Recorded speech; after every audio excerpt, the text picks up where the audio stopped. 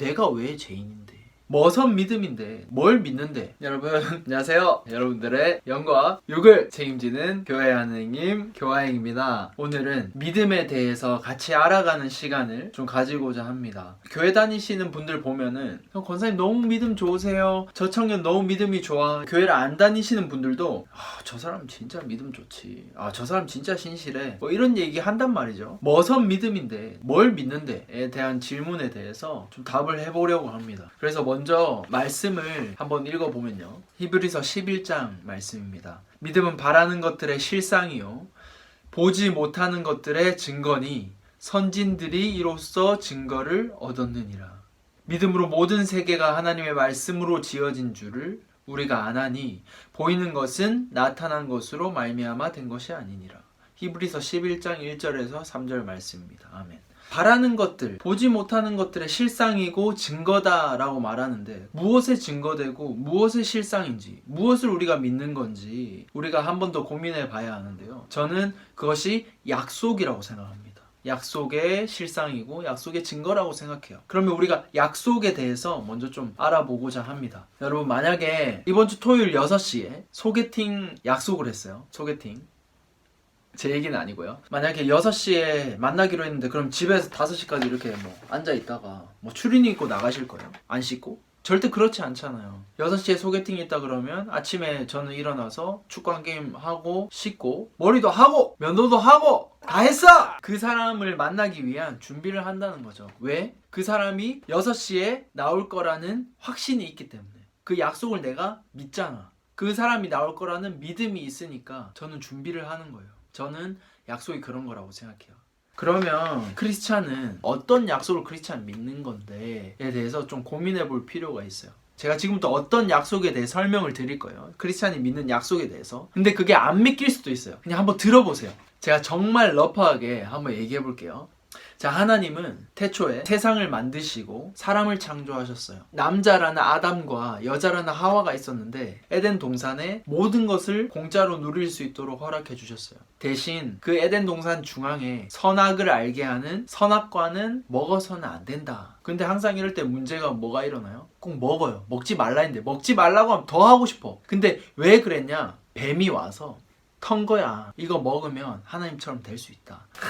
엄청 턴 거야. 그래가지고 여자랑 남자랑 선악과를 먹고 선악을 알게 되었어요. 그것이 하나님의 뜻에 부합하지 않았고 순종하지 않은 죄였기 때문에 에덴 동산에서 쫓겨나게 되었어요. 그 죄로 인해 하나님과 인간은 가로막히게 되었고 또 인간은 영원한 존재에서 죽음이라는 끝을 얻게 되었습니다. 하지만 여전히 하나님은 우리를 너무나도 사랑하시고 아끼시기 때문에 죄에 대한 문제를 해결하고자 하셨어요. 그 죄를 없애면 다시 하나님과 우리 사이가 가까워질 수 있었기 때문이죠. 그래서 여러분들이 잘 아시는 그 이야기를 통해서 하나님은 죄를 없애고자 하셨어요. 죄가 없는 인간이었던 예수님을 이 땅에 보내셔서 십자가에 못 박히게 하셔서 인간의 모든 죄를 갖고 죽게 하셨어요. 그리고 예수님께서 부활하시고 하늘로 다시 올라가셔서 언젠가 이 땅에 다시 돌아오겠다는 약속을 해주셨어요. 예수를 믿는 모든 자마다 구원을 주시고 영생을 얻게 하겠다, 하나님의 자녀가 되게 하겠다 약속해 주셨습니다.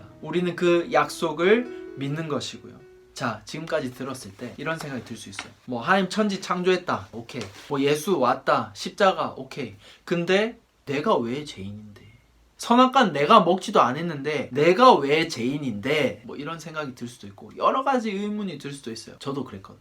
저도 그랬어요. 내가 딱 들었을 때 믿어진다? 그거는 쉽지 않죠. 저는 태어날 때부터 엄마 뱃속에서부터 다녔던 모태신앙이었기 때문에 계속 궁금했어요. 내가 믿음이 있나?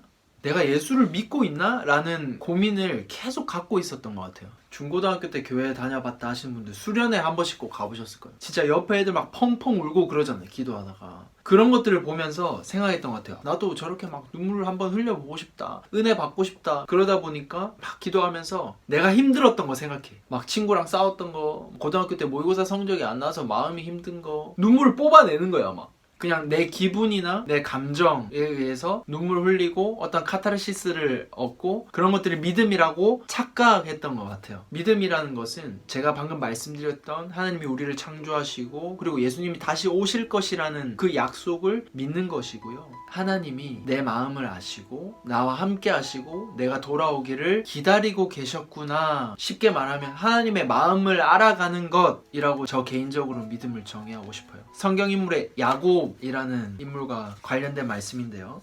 내가 너와 함께 있어 내가 어디로 가든지 너를 지키며 너를 이끌어 이 땅으로 돌아오게 할지라. 내가 내게 허락한 것을 다 이루기까지 너를 떠나지 아니하리라 하신지라. 야곱이 잠이 깨어 이르되 여호와께서 과연 여기 계시거늘 내가 알지 못하였도다. 창세기 28장 15절에서 16절 말씀입니다. 아멘.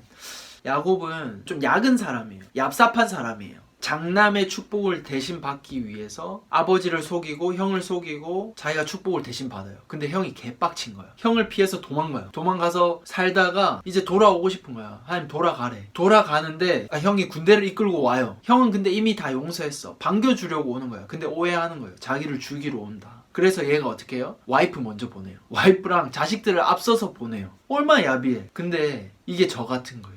제가 참 얍삽하기도 하고 참 욕심이 많고 어떤 수를 써서라도 제 것을 얻어내야 하는 사람이었어요. 제 고집이 얼마나 센지를 얘기를 하기 위해선 수능 얘기를 드릴 수밖에 없을 것 같아요. 제 3수 때 수능 망친 적이 있었는데 하나님 어딨어? 하나님 있으면 나와보라 그래. 4번째 수능 때부터 내가 하나님을 믿어서 대학에 못 가나? 이런 정말 위험한 생각을 했어요. 그러면서 하나님과의 엄청난 단절의 시간을 가지면서 수능을 준비했었는데 5번째 수능을 마치고 얼떨결에 교회 수련회를 가게 됐어요. 뭐 절대 이쁜 누나가 있다고 해서 간 건 아니었어요. 네, 절대 아니었어요. 사실은 수련회 간 이유가 그때 당시에 가군이랑 나군이 예비였어요.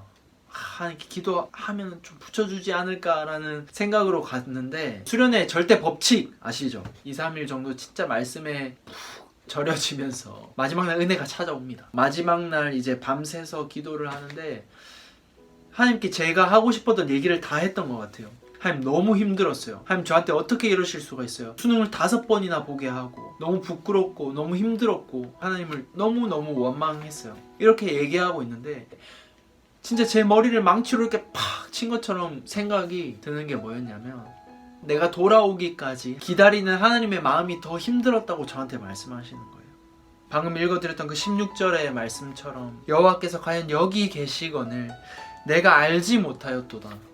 여러분 힘든 시간입니다. 뭘 믿어야 할지 참 모르겠는 세상에서 우리 주 예수 그리스도를 믿고 확신을 갖고 하나님 우리와 함께 하시고 결국에 우리를 구원하시고 회복시키실 것이라는 믿음 하나 가지고 살아갔으면 좋겠습니다.